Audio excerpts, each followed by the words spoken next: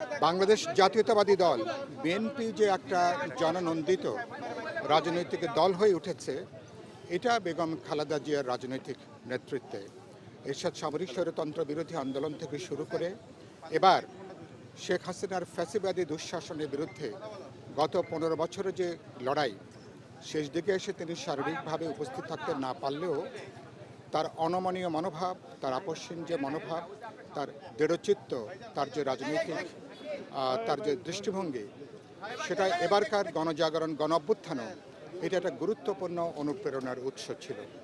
যে সময় তাকে আমরা হারিয়েছি, সেই সময়টা বাংলাদেশ একটা গণতান্ত্রিক উত্তরণের পথে।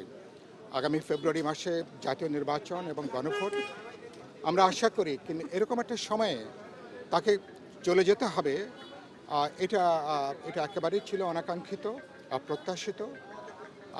তারপর আমি বিশ্বাস করি তিনি কেবলমাত্র বিএনপি নন, বাংলাদেশে যারা ভোটের অধিকার, গণতান্ত্রিক অধিকারের জন্য যারা দশকের পর দশক লড়াই করছেন, সংগ্রাম করছেন, তিনি তাদের জন্য একটা আইকনিক ব্যক্তিত্ব হিসাবে, একটা অনুপ্রেরণার অফুরন্ত উৎস হিসাবে তিনি ভূমিকা পালন করবেন। আপনারা জানেন যে তাকে একেবারেই ব্যক্তিগত প্রতিশোধাত্মক জায়গা থেকে একটা মিথ্যা হয়রানিমূলক মামলা দিয়ে তাকে সাজা দেওয়া হয়েছিল এবং তাকে যেভাবে অমানবিক পরিবেশে তাকে জেলখানায় তাকে কারারুদ্ধ করা হয়েছিল, সেই যে তিনি অসুস্থ হলেন, আসলে সেই অসুস্থতা তিনি আর কাটিয়ে উঠতে পারেননি। ফলে তার এই চলে যাওয়ার পেছনে বিগত সরকারেরও নিশ্চয়ই তাদের দায় দায়িত্ব তাদের আছে। কিন্তু যেটা খুবই গুরুত্বপূর্ণ, বেগম খালেদা জিয়ার সঙ্গে এর আগে যখন আমাদের এভার কেয়ার হাসপাতালে দেখা হয়েছে, সাক্ষাৎ হয়েছে, তিনি ব্যক্তিগত প্রতিশোধ প্রতিহিংসার শিকার হলেও তার কথায়, আচরণে, বক্তব্যে কখনো আমরা কোনো ক্ষোভ বিক্ষোভ দেখিনি, কখনো পাল্টা কোনো প্রতিশোধাত্মক কোনো মনোভাব দেখিনি। এটা হচ্ছে তার ব্যক্তিত্বের সবচেয়ে গুরুত্বপূর্ণ জায়গা। বরাবরই তিনি গণতান্ত্রিক আন্দোলনের ঐক্য, রাজনৈতিক দলগুলোর ঐক্য, জনগণের ঐক্যের ব্যাপারে বরাবরই তিনি ছিলেন সোচ্চার কণ্ঠ।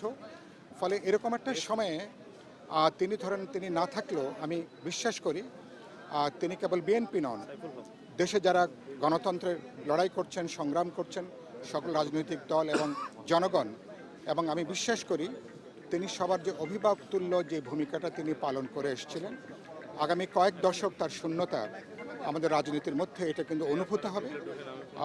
আমি মনে করি কোনো মানুষ থাকে যারা আসলে শেষ পর্যন্ত একটা কজের জন্য, একটা লক্ষ্যের উদ্দেশ্যের জন্য যারা সংগ্রাম করে যান।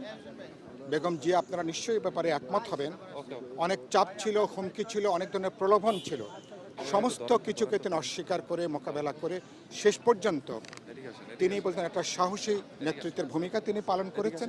সে কারণের জন্য আগামী অনেক দিন যারা ভবিষ্যতে গণতন্ত্রের জন্য লড়াই করবেন, সংগ্রাম করবেন, গণতন্ত্রের মূল্যবোধের জন্য যারা কথা বলবেন, যে কোনো স্বৈরতন্ত্রের বিরুদ্ধে আগামী যারা আন্দোলন করবেন, এবারকার গণ অভ্যুত্থানও আমি ইতিমধ্যে বলেছি, সুতরাং তারা সবাই বেগম জিয়ার সাহস থেকে, তার এই দৃঢ়চিত্ত মনোভাব থেকে তারা সেখানে অনুপ্রেরণা তারা সংগ্রহ করবেন।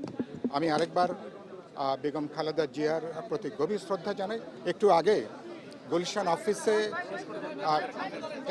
গুলশান অফিসে জনাব তারেক রহমান, বিএনপির যিনি এখন অ্যাক্টিং চেয়ারম্যানের দায়িত্ব পালন করছেন, তার সাথে আমার সাক্ষাৎ হয়েছে এবং তাকে আমরা সমবেদনা জানিয়েছি। আমি আশা করি আমরা তার প্রতি আরেকবার